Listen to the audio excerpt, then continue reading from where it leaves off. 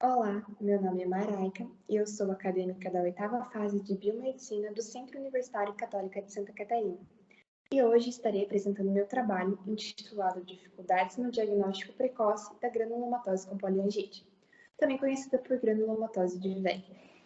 Inicialmente gostaria de contextualizar um pouquinho sobre a doença que é tema deste trabalho. A doença foi descrita pela primeira vez por Klinger em 1931, como sendo uma variante da poliarterite nodosa. Já em 1936 e 1939, Dr. Friedrich Wegener publicou dois artigos onde ele caracteriza a doença como sendo uma síndrome separada, relatando dois casos de granulomatose rinogênica peculiar com envolvimento marcante do sistema arterial e renal. O nome da doença foi definido no primeiro Consenso Internacional de Chapel Hill de 1994, como sendo granulomatose de Wegener. Já em 2012, a CHCC resolveu substituir o epônimo granulomatose de Wegener por granulomatose com poliangite. Trata-se de uma vasculite autoimune de caráter granulomatosa necrosante, que afeta predominantemente os pequenos vasos, atingindo principalmente o trato respiratório superior e inferior, além dos rins, promovendo danos sistêmicos aos pacientes acometidos.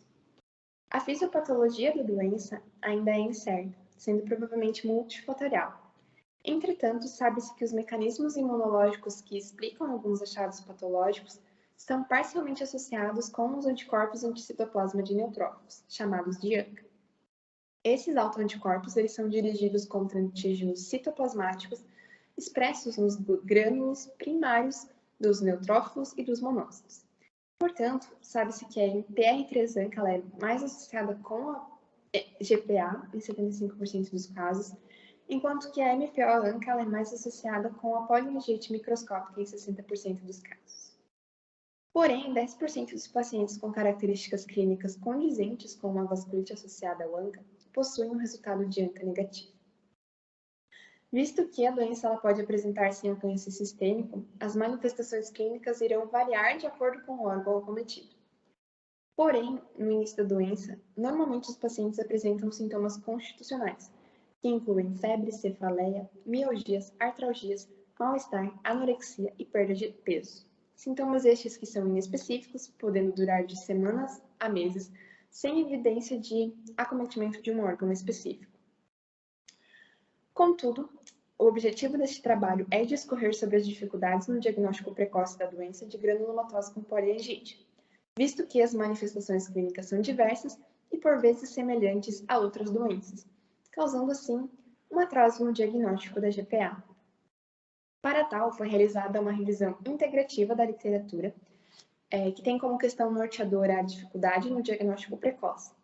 Portanto, foi realizada uma busca nas bases de dados Cielo, PubMed e BVS, utilizando os descritores granulomatose de Wegener e granulomatose com poliangite, associados aos operadores booleanos AND, diagnóstico, AND, manifestações clínicas, e NOT, granulomatose eosinofílica com poliangite, nas versões em português, inglês e espanhol.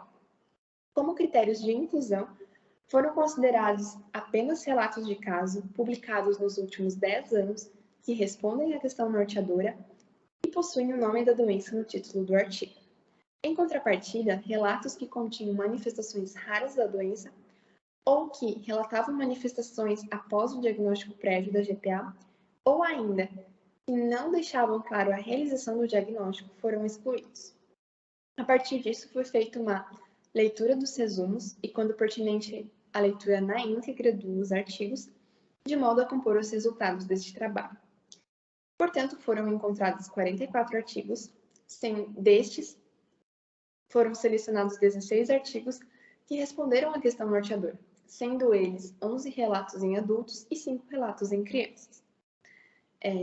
Foram observados que os sintomas constitucionais estavam presentes em mais de 60% dos adultos e em 100% das crianças, com o predomínio do acometimento do sistema respiratório, em mais de 80% dos pacientes adultos e em 60% das crianças e adolescentes. Já o acometimento de nariz, seios paranasais, faringe e ouvido esteve presente em mais de 50% dos adultos e em 60% das crianças. Já o acometimento renal, que é visto mais no decorrer da doença e não no diagnóstico propriamente, esteve presente em menos de 10% dos adultos, em contrapartida, esteve presente em 40% das crianças. A presença desses sintomas constitucionais inespecíficos comuns a diversas outras doenças reflete em um atraso no diagnóstico, uma vez que este só será realizado quando houver a presença de sintomas em órgãos mais específicos ou quando o tratamento para os sintomas não for eficiente. Além disso, foram relatados o acometimento cardiológico, lesões orofaciais e gengivais, além de erupção cutânea e envolvimento otológico. O diagnóstico atualmente é baseado em associação de manifestações clínicas, exames radiológicos, sorológicos e anatomopatológicos, sendo estes observados em todos os relatos. Além disso, ainda foram observados, em alguns casos, exames laboratoriais, que evidenciaram aumento de velocidade de hemossedimentação, proteína C reativa, leucocitose, trombocitose e anemia devido à doença crônica. Estes exames laboratoriais, apesar de inespecíficos, são muito úteis, uma vez que revelam a presença de atividade inflamatória. Além disso, pode ser observado exames de urina, que avaliam a função excretora do rim, além da creatinina sérica, que é um marcador de função renal, que deve ser medido tanto na fase de diagnóstico quanto no acompanhamento da doença.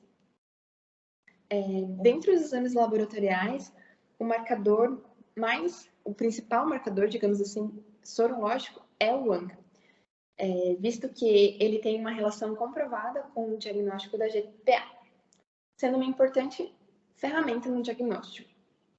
O ANCA ele foi observado em todos os relatos, onde nos adultos, 8 pacientes apresentaram resultado C-ANCA positivo, um paciente apresentou resultado P-ANCA positivo e 2 pacientes apresentaram C-ANCA negativo. Em contrapartida, nas crianças, observou-se 100% de positividade para C-ANCA. Contudo, observa-se uma relação da positividade de C-ANCA como um fator de inclusão no diagnóstico da GPA. Além disso, exames radiológicos, como o raio-x de tórax, tomografia computadorizada de tórax, são muito úteis, pois, ao revelarem resultados anormais, estes são usados como base para o pedido de biópsias, que é considerado padrão ouro atualmente no diagnóstico, né? Em se tratando das biópsias, estas foram relatadas em 15 dos 16 relatos, ou seja, 91,66% dos pacientes submeteram-se a biópsias, sendo que o único caso que não foi realizado biópsia foi por causa de uma recusa do próprio paciente. Caso contrário, essa metodologia teria sido empregada em 100% dos pacientes. Foram descritos ao todo 20 biópsias, sendo elas renal, nasal, brônquica, pulmonar, gengival, cutânea e no ouvido. E, além disso, observou-se que em 2 relatos de caso de adultos, houve a citação de critérios de classificação ACR, que foram feitos lá em 1990, que descrevem que a presença de 2 dos 3 critérios dispostos por eles seria diagnóstico de GPA. Entretanto, esses critérios eles não incluem o ANCA como um potencial diagnóstico, então eles atualmente não são muito utilizados. Já nas crianças, 4 dos 5 relatos citaram critérios de classificação Euler-Press e Euler-Pinto-Press, sendo 2 de cada. Esses critérios eles são direcionados justamente para as crianças. Eles dizem que a presença de 3 dos 6 critérios dispostos por eles são diagnósticos de GPA. Concluindo, a presença de sintomas constitucionais inespecíficos, ela atrasa o diagnóstico da GPA, uma vez que este só vai acontecer após o tratamento ineficaz desses sintomas. Sendo assim, é muito importante a experiência do clínico em buscar a causa dos sintomas e não apenas o tratamento destes. Além de que a predominância do acometimento do sistema respiratório nos adultos e do envolvimento renal nas crianças é um fator que deve ser levado em consideração no momento do diagnóstico. E, por fim, foi possível verificar que não existem critérios diagnósticos específicos, mas sim uma combinação de fatores que incluem desde as manifestações clínicas, os exames físicos, radiológicos, sorológicos e anatomopatológicos. Mesmo assim, é preciso uma alta suspeita médica para lançar a mão de diversas ferramentas para um diagnóstico diferencial mais precoce, principalmente fazendo associação com a análise do ANCA e as biópsias, que são consideradas o padrão ouro do diagnóstico da GPA. Aqui estão minhas referências. Muito obrigada.